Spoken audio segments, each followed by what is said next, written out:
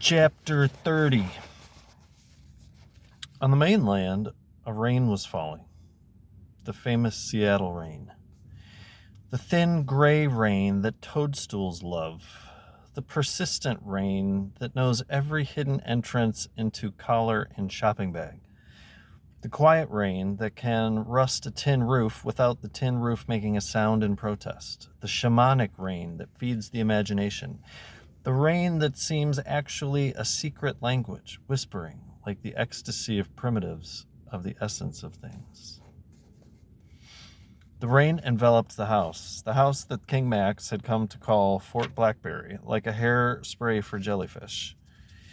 Inside, the king and his queen struggled with an electric dishwasher. They couldn't get it to function. Neither a sherry glass nor a teaspoon had been cleaned in the 3 days of Julietta's absence.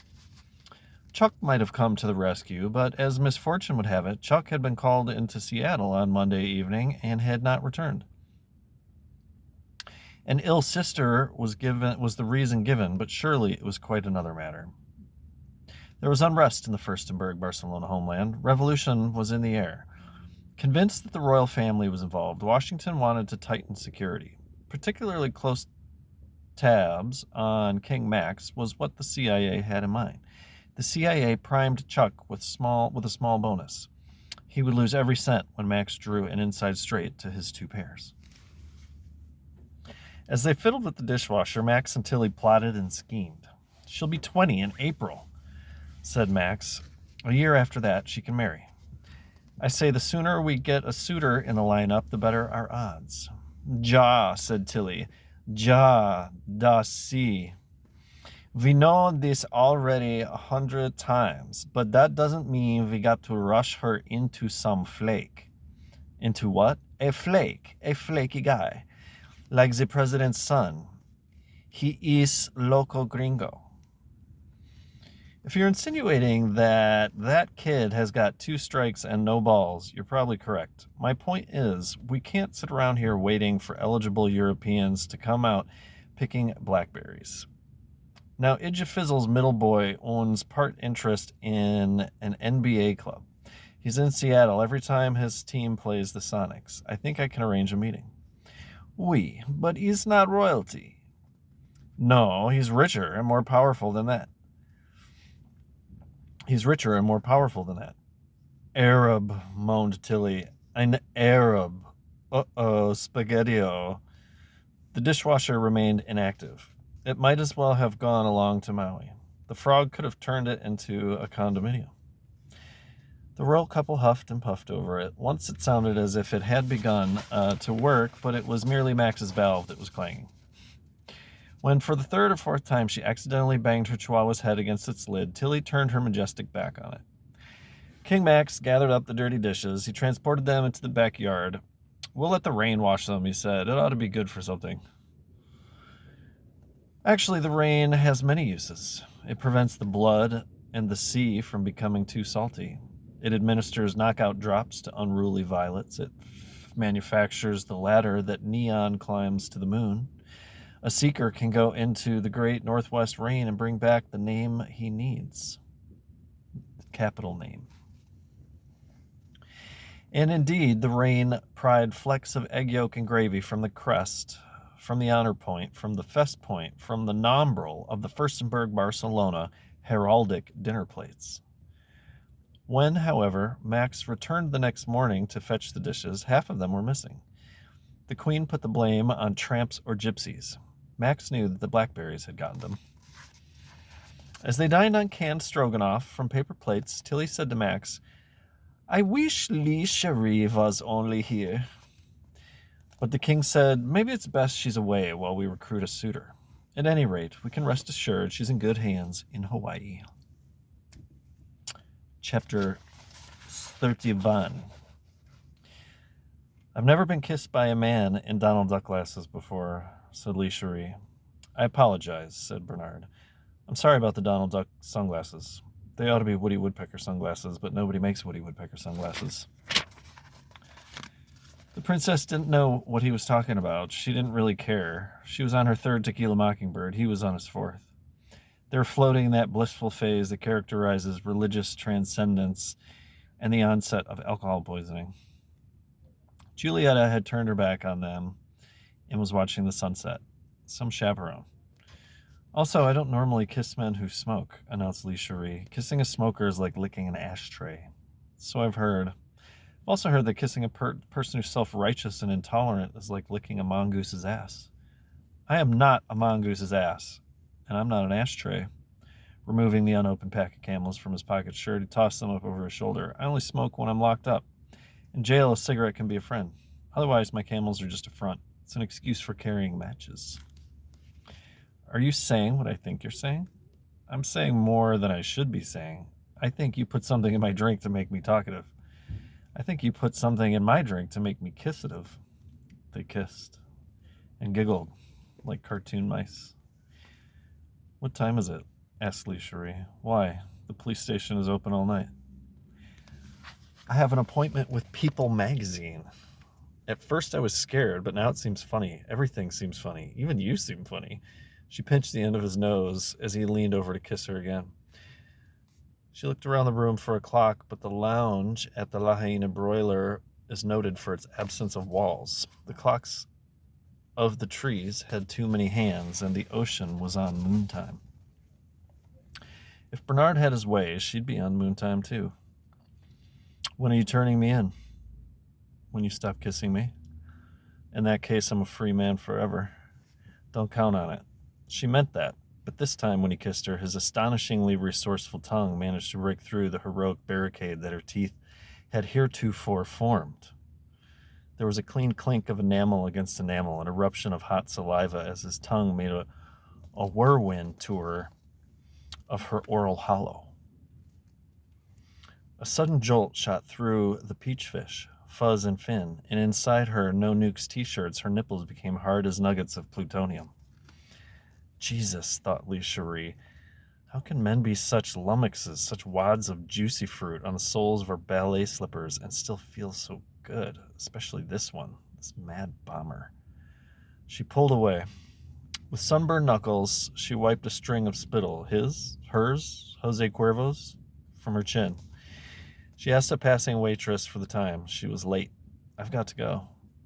How about dinner after your interview? There's a delicious fish called mahi-mahi. The fish's so nice they named it twice. Isn't it charming, the way Polynesians double up their language? I'd like to keep a tete in Pago Pago, but I'm afraid I'd contract berry, said the princess. No din-din, no din-din. Tomorrow? I'll be at the Carefest all day. Tomorrow night. Ralph Nader is speaking tomorrow night. I wouldn't miss that for all the mahi-mahi on Maui. Besides, you'll be in jail tomorrow night. Maybe you better get your pack of Camels back.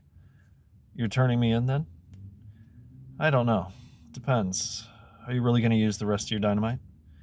It's likely. Why? Because that's what I do. But the UFO conference is over.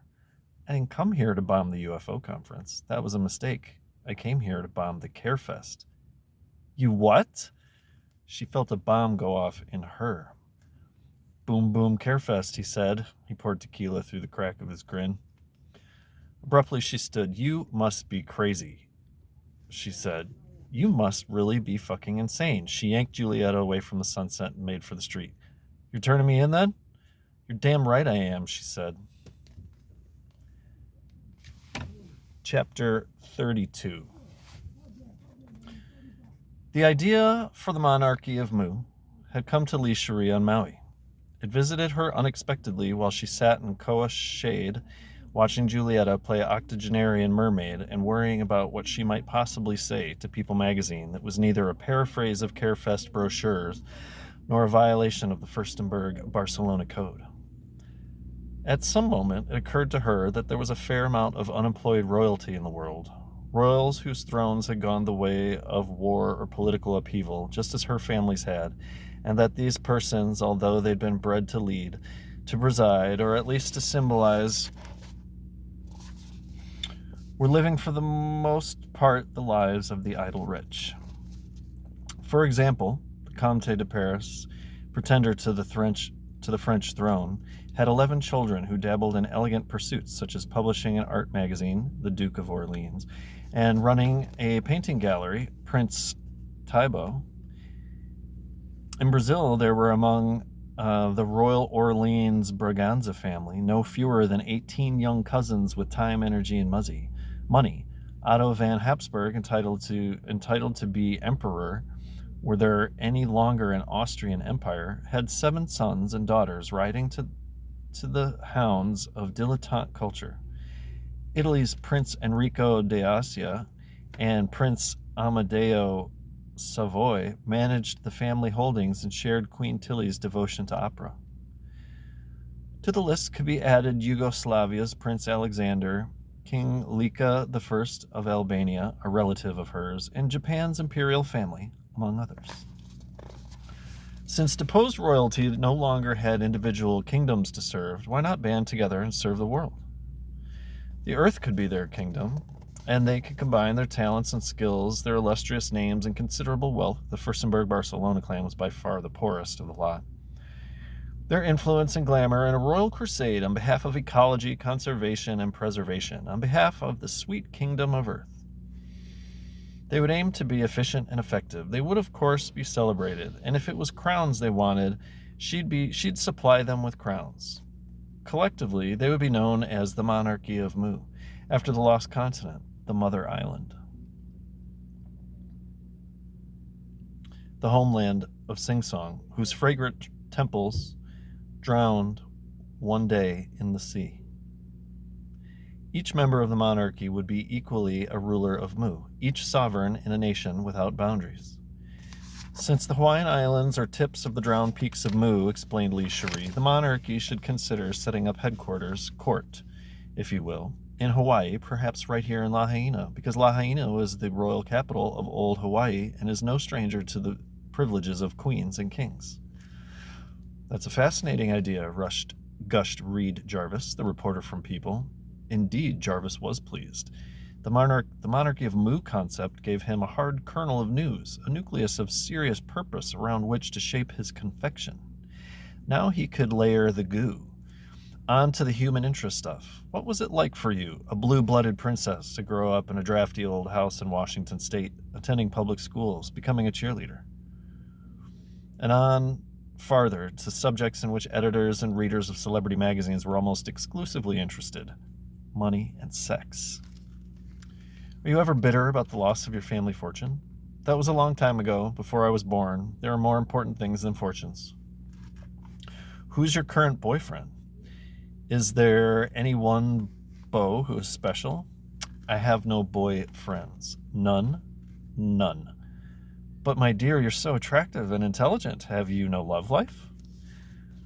Who does have a love life anymore? These days, people have sex lives, not love lives. Lots of them are even giving up on sex. I don't have a love life because I've never met a man who knew how to have a love life. Maybe I don't know how either.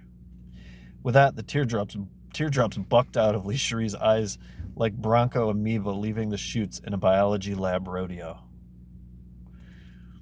Had Reed Jarvis been aware that Lee Cherie's blood was at that instant tinted with streaks of tequila, he might have attributed her tears partially to booze, thus painting her to resemble less a snow statue to a furnace room.